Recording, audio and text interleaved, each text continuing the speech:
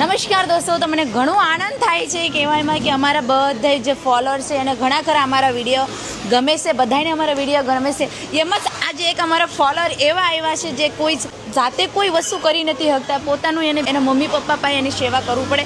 અને આજે એ અમારા પ્રભુ સેવા આશ્રમમાં આવ્યા છે અને મને એ વ્યક્તિને જોઈને એવો વિચારે કે આપણે એની સેવા કરવા જોઈએ, પણ એ આપણી મદદ અત્યારે કરે છે, એ બહુ મોટી વાત છે.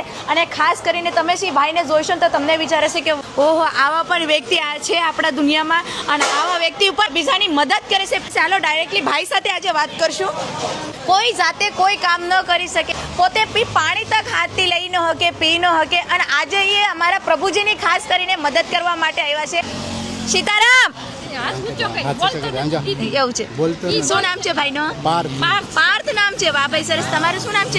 દિલીપભાઈ. તમારું માસી? સોનલબેન. ક્યાંથી આવ્યા છો તમે આજે? અમે સીમાડા ગામથી. કેટલા સમયથી ભાઈ અમારા વિડીયો જોઈ છે? ઈ તો તમારો વિડીયો પહેલેથી જેટલા ઉતરા છે ને બધે પહેલેથી જ જોવે છે. પહેલેથી વિડીયો જોઈ છે.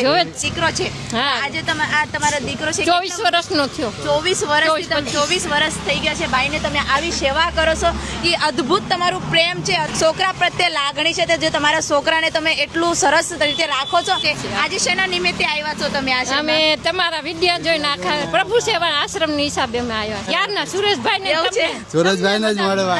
સુરેશભાઈ તમને મળવા આવ્યા છે ભાઈ? એ તો વાત કરે. જો રામ રામ. સીતારામ કયો. તો દોસ્તો જોઈ શકો છો, ભાઈ પાર્થ નામ છે. ભાઈ કોઈ જાતે કોઈ વસ્તુ કરી ન શકે, મતલબ એ ઊભું પણ નથી થઈ શકતા કાંઈ વસ્તુ નહીં. અને આજે એ અમારા પ્રભુજીની મદદ કરવા માટે આવ્યા છે.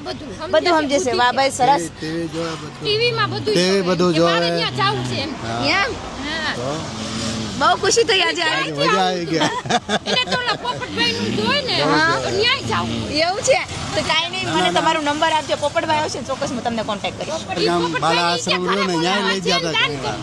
એવું છે. પોપટભાઈ ઘરે બોલાવે છે દાન કરું છે. વાહ ભાઈ સર, એ તો બહુ સારા વિચાર. ચોક્કસ આવશે.